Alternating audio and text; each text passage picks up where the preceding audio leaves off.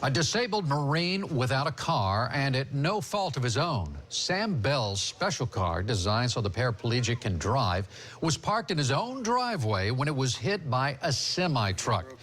That was 3 weeks ago, and no insurance agent has even evaluated his car, and none of the companies involved want to pay to fix it. So what's going on?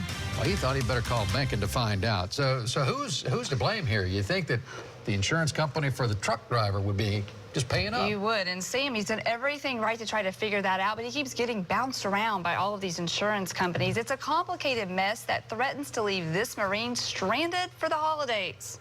Sam Bell, a disabled veteran, was asleep inside his home when an 18-wheeler semi-truck used his street to cut through his neighborhood.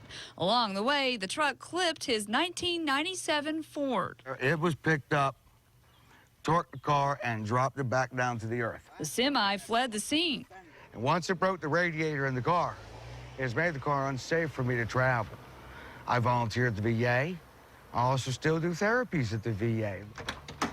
This car is a lifeline for Sam. It's equipped so the disabled Marine who was injured in Iraq and then became paraplegic in a motorcycle accident can drive using only his hands.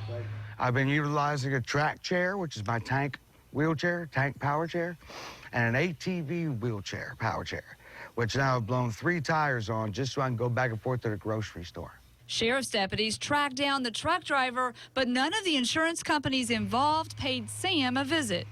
As a matter of 3 weeks now, I have not gotten an adjuster nor any reliable phone calls back. Sam's insurance company, USAA, won't cover the damage because he doesn't have collision insurance. But wouldn't you think the company known for helping veterans would help Sam? So I got to work.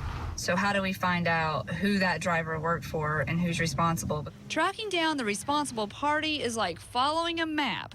So I am trying to find out who the right company is. I found the driver worked for a St. Cloud company called EXP Logistics. They don't answer their phones.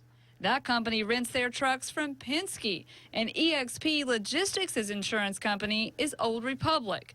Every insurance representative I called was sympathetic, but so far no one is willing to step up and fix Sam's car. Where have I gone wrong? Why have I been left here?